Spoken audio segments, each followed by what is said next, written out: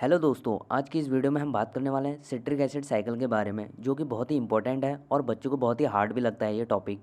पर ये इतना हार्ड है नहीं। आज की इस वीडियो में मैं आपको ऐसी ट्रिक बताऊंगा जिससे आपको टीसीए साइकिल यानी सिट्रिक एसिड साइकिल बहुत ही ईजिली याद हो जाएगी और ज़िंदगी भर याद रहेगी। आप इस ट्रिक को कभी नहीं भूलेंगे। तो सबसे पहले हम इसके जनरल डेफिनेशन की बात करते हैं। इसके जनरल डेफिनेशन के लिए हम इसमें 3 पॉइंट जानेंगे। पहला होता है it is also known as Krebs cycle और टीसीए साइकिल। इसे टीसीए साइकिल और क्रैब साइकिल के नाम से जाना जाता है। ये इसके दूसरे नाम है। सेकंड पॉइंट है it is described bye sir hence Adolf crabs in the year 1937। 1937 में हमारे एक सर हेंस एडोल्फ एक वो थे साइंटिस्ट थे जिन्होंने टीसीए को डिस्क्राइब्ड किया और उन्हीं के नाम पे इसका नाम क्रैब साइकिल पड़ गया। थर्ड पॉइंट है this process occur in mitochondria in a aerobic condition. अब एरोबिक कंडीशन क्या होती है फ्रेंड्स? पहले इस लाइन का मतलब समझ लीजिए। इस लाइन का मतलब है जो हमारी टीसीए प्रोसेस होती है वो माइटोकॉन्ड्रिया में होती है। पर ये माइटोकॉन्ड्रिया में केवल यूकैरियोटिक में होती है, प्रोकैरियोटिक में नहीं। प्रोकैरियोटिक में या साइटोसोल में होती है। अब एरोबिक कंडीशन क्या है? एरोबिक कंडीशन का मतलब होता है प्रेजेंट ऑफ ऑक्सीजन। मैंने आपको ग्लाइकोलिसिस में बताया था एनारोबिक कंडीशन। एनारोबिक कंडीशन का मतलब होता है एब्सेंस ऑफ ऑक्सीजन।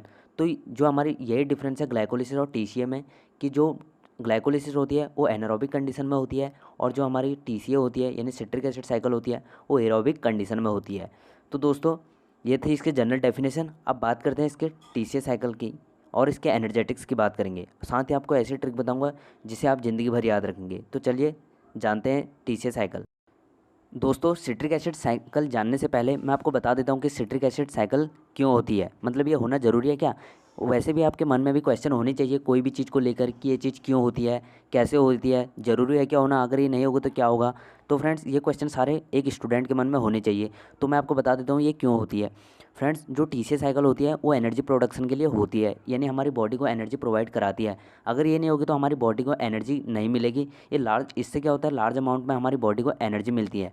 अब जो ग्लाइकोलिसिस होती है वो भी इसीलिए होती है कि एनर्जी प्रोवाइड हमारी बॉडी को मिल सके, एनर्जी मिल सके एज ए एटीपी के रूप में। ठीक है फ्रेंड्स, तो अब बात करते हैं टीसीए साइकिल के बारे में। दोस्तों जो सिट्रिक एसिड साइकिल होती है वो ग्लाइकोलिसिस साइकिल के एंड होते ही स्टार्ट हो जाती है। जब ग्लूकोज हमारा पायरुवेट में कन्वर्ट हो जाता है ग्लाइकोलिसिस के द्वारा तो हमारे सिट्रिक एसिड साइकिल स्टार्ट हो जाती है। तो चलिए बात करते हैं पायरुवेट से हमारी सिट्रिक एसिड साइकिल स्टार्ट होगी। पायरुवेट देखिए, पायरुवेट जब एसिटाइल कोएंजाइम में कन्वर्ट हो जाता है तो हमारे NADH प्लस और NAD रिलीज हो जाता है। ठीक है, रिलीज होता है। तो NADH और NAD का मतलब क्या है ये मैं आपको आगे बताऊंगा, पहले आप स्टेप देख लीजिए। एसिटाइल कोएंजाइम जो होता है वो ऑक्जेलो सक्सिनेट के साथ कंबाइंड हो गई। ये देखिए कंबाइंड हो रहा है किस एंजाइम के थ्रू? सिट्रेट सिंथेज एंजाइम के द्वारा कंबाइंड होता है और सिट्रेट बनाता है। जब ये सिट्रेट बनता है तो हमारा H2O और कोएंजाइम A सल्फर यानी SH रिलीज होता है।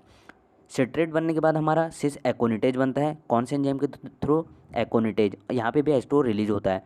फिर सिस एकोनिटेज के बाद हमारा आइसोसिट्रेट बनता है और H2O रिलीज होता है। यहाँ पे F ही देख रहे होंगे आप, इसका मतलब आयरन है।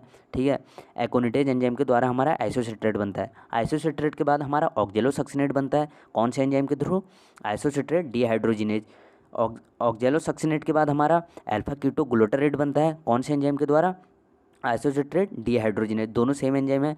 ठीक है, अल्फा कीटो ग्लूटारेट के बाद हमारा सक्सिनाइल कोएंजाइम बनता है और जब सक्सिनाइल कोएंजाइम बनता है फिर हमारा NADH और NAD रिलीज होते हैं और कार्बन डाइऑक्साइड भी रिलीज होती है। ठीक है, और सक्सिनाइल कोएंजाइम ए बनता है। सक्सिनाइल कोएंजाइम किस एंजाइम के द्वारा बनता है? Alpha keto glutarate dehydrogenase. ठीक है, सक्सिनाइल कोएंजाइम ए के बाद हमारा सक्सिनेट बनता है। कौन से एंजाइम के द्वारा? Succinate thiokinase.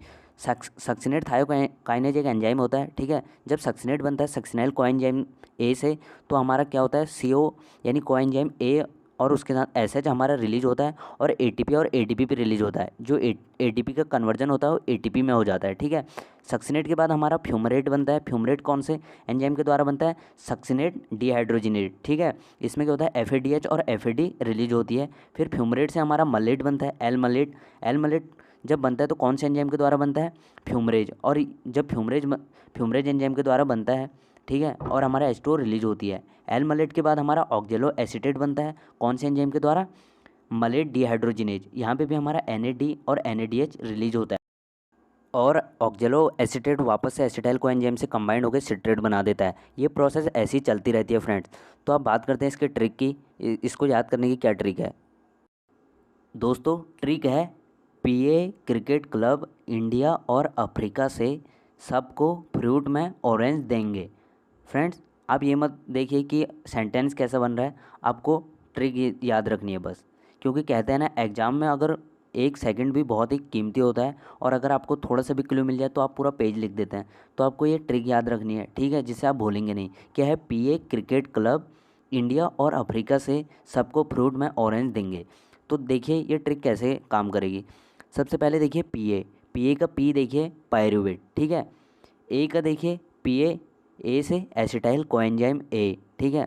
क्रिकेट का सी देखिए सिट्रेट, क्लब का देखिए सिस एकोनिटेज, ठीक है। इंडिया का आई देखिए आइसोसिट्रेट, और का ओ देखिए ऑक्जेलो सक्सिनेट, अफ्रीका का ए देखिए अल्फ़ा कीटोग्लूटारेट, ठीक है।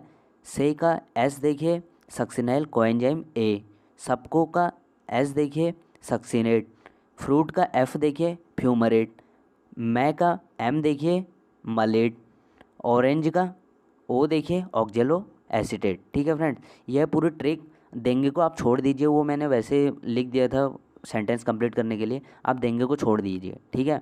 आपको ये याद रखना है। क्या है? पीए क्रिकेट क्लब इंडिया और अफ्रीका से सबको फ्रूट में ऑरेंज देंगे, ठीक है फ्रेंड्स। अगर आप 2-3 बार इस ट्रिक को पढ़ेंगे तो आपको अच्छे से याद हो जाएगा। तो ये थी ट्रिक। अब बात करते हैं कि ये जो एंजाइम है इनको कैसे याद करें। दोस्तों अब देखिए इसके एंजाइम, एंजाइम को कैसे याद करें। फ्रेंड्स, पहले स्टेप में देखिए एसिटाइल कोएंजाइम ए से जब हमारा सिट्रेट बनता है तो सिट्रेट सिंथेज एंजाइम कैटालाइज होता है। एसिटाइल कोएंजाइम से जब सिट्रेट बनना है तो आपको ये याद रखना है कि सिट्रेट, सिट्रेट बन रहा है यानी सिट्रेट और उसके पीछे सिंथेज लगा देना है, ठीक है। सेकंड स्टेप में सिट्रेट से जब हमारा सिस एकोनिटेज बनता है तो सिस हटा देना है, एकोनिटेज लिख देना है। अगले स्टेप में हमारा आइसोसिट्रेट बनता है तो सेम एंजाइम आ जाएगा एकोनिटेज, यानी सेकंड और थर्ड स्टेप में तो सेम एंजाइम है, ठीक है। अगला देखिए आइसोसिट्रेट से जब हमारा ऑक्जेलोसक्सिनेट बनता है तो हमारा आइसोसिट्रेट डिहाइड्रोजिनेज एंजाइम कैटालाइज होता है। फ्रेंड्स, आपको एक चीज़ बता दूं, 4, 5, 6, 8, 10 में सेम एंजाइम कैटालाइज होते हैं। देखिए बस आपको उसके स्टेप का नाम लिखना है और पीछे से डिहाइड्रोजिनेज लगा देना है। कौन कौन से स्टेप में? 4, 5, 6, 8, 10, ठीक है। आप देख सकते हैं इसमें साइकिल में, ठीक है। तो ऑक्जेलोसक्सिनेट से जब हमारा अल्फा कीटोग्लूटारेट होता है तो हमारा आइसोसिट्रेट डिहाइड्रोजिनेट फिर से कैटालाइज होता है। अल्फा कीटोग्लूटारेट से जब हमारा सक्सिनाइल कोएंजाइम ए बनता है फिर हमारा alpha ketoglutarate dehydrogenase enzyme catalyse होता है। जब सक्सिनाइल कोएंजाइम ए से हमारा सक्सिनेट बनता है तो हमारा सक्सिनेट थायोकाइनेज, बस ये यहाँ पे ये याद रखना है, ठीक है। सक्सिनेट से जब हमारा फ्यूमरेट बनता है तो सक्सिनेट डिहाइड्रोजिनेट कैटालाइज होता है, ठीक है।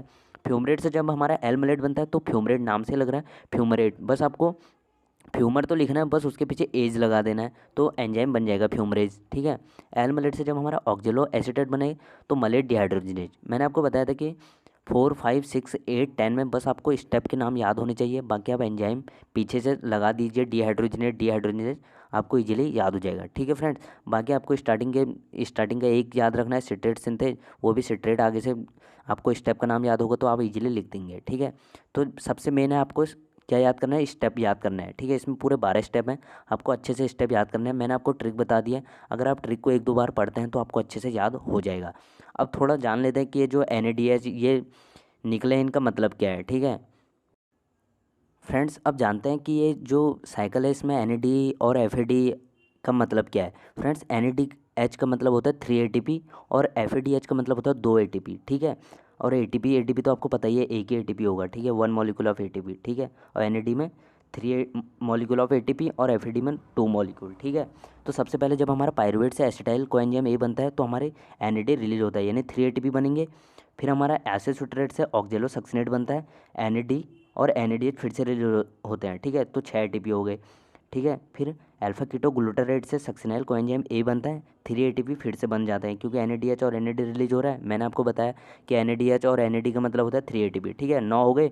फिर हमारा सक्सिनाइल कोएंजाइम ए से सक्सिनेट बनता है तो ATP और ATP रिलीज होते हैं, तो यहाँ पे इसका मतलब है 1 मॉलिक्यूल ऑफ ATP, ठीक है, 1 मॉलिक्यूल ऑफ ATP।